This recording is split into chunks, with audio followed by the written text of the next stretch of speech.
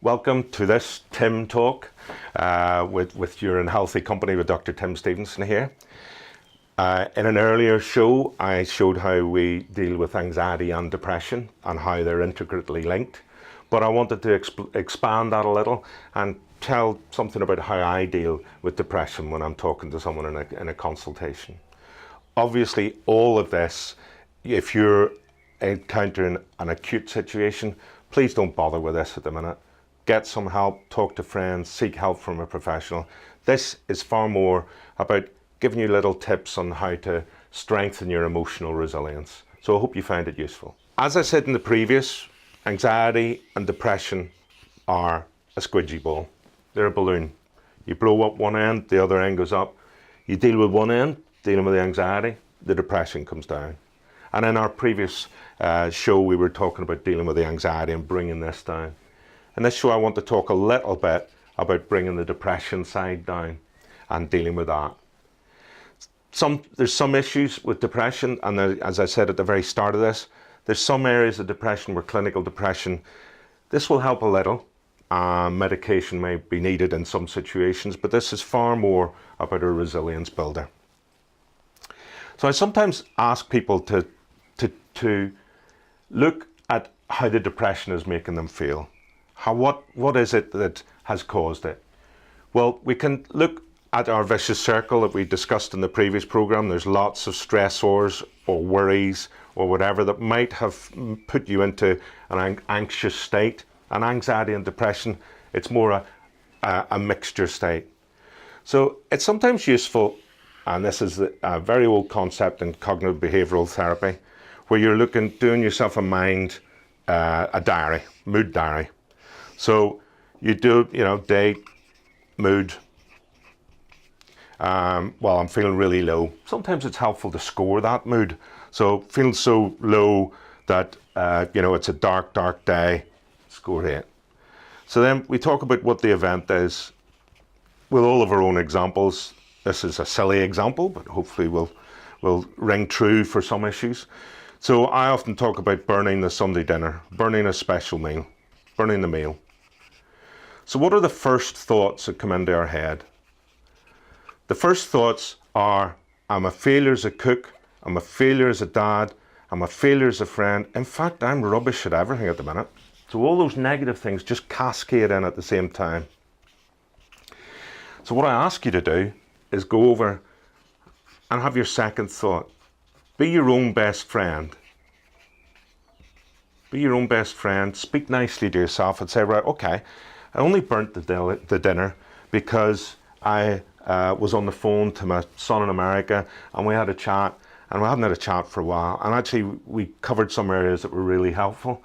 So I'm not really a bad dad, to be honest. And I know I burnt it, but anyway, I'll just go back to, it was only a £5 chicken from the co-op.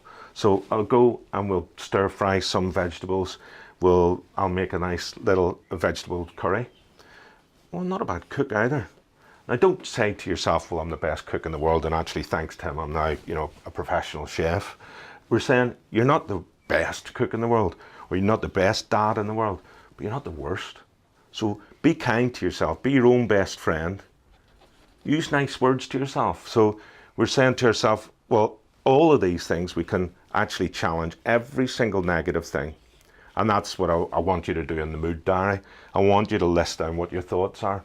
Look down what your first thoughts are. Those are your immediate, your negative thoughts. These are your positive.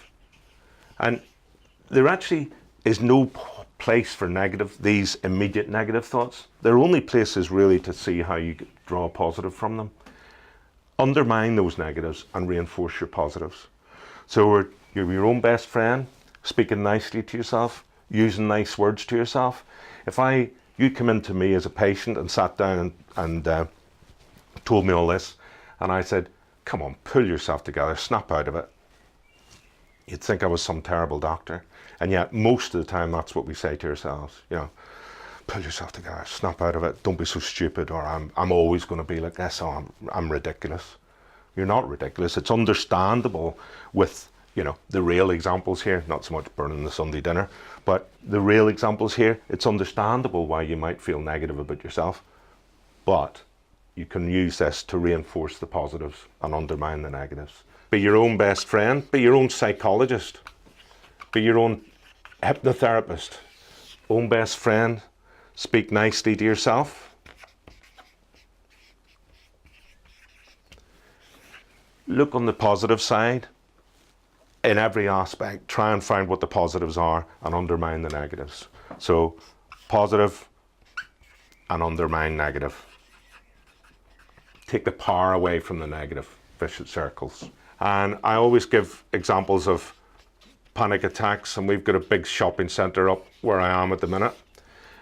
We've got a Tesco's, we've got a McDonald's, and we've got a M&S. And since I've been a doctor in this area, there's the entrance. Since I've been a doctor in this area, that's got bigger and that's got bigger. Still the same entrance, although there's other ones. People still come in here. So I often talk to my patients about, right, I want you to stand there and imagine you're standing there. They say, well, I wouldn't do that. You know, I'd be really panicky. Okay. So what? So don't say to yourself, so what? Say to yourself, so what would happen then? Well, okay, I might start breathing fast. Yeah, okay. So what would happen then? Well, I might, you know, people would be looking at me. I might, and you can take this example all the way down to them, well, I might collapse. I say, well, what would happen then?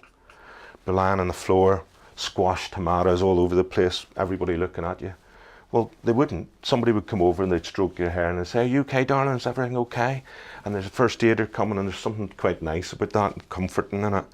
And so why I'm giving this example is that that hardly ever happens. When people are panicky, they might feel breathless, they might feel faint, they usually have to sit down, but they rarely crash like that. So A, it's probably not going to happen.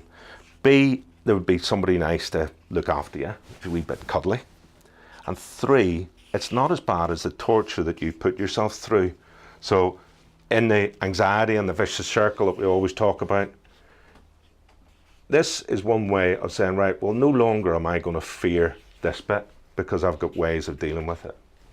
So panic attacks are simply a measure of the level of anxiety that somebody's under at a particular time.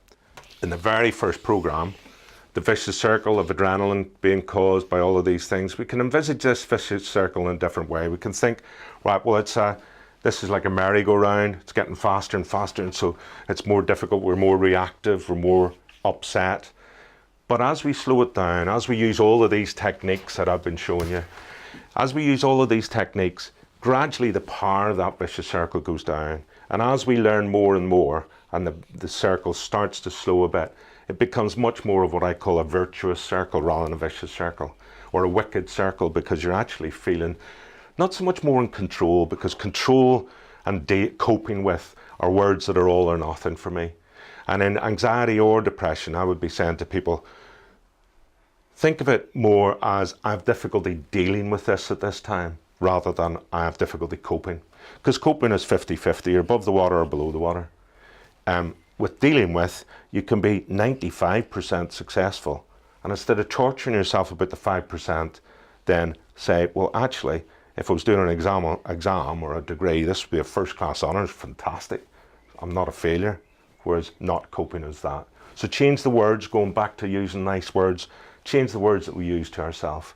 And hopefully, using these techniques for anxiety and depression in our day-to-day life will help a little. Thanks again for visiting In a Healthy Company with Dr. Tim, and I hope you found it useful. And if you did, please share us with your friends. If you didn't, forget you saw me. But any areas that you would like us to cover in future shows, please don't hesitate to email me at wellbeing@thehealthycompany.com. Thanks again for your time.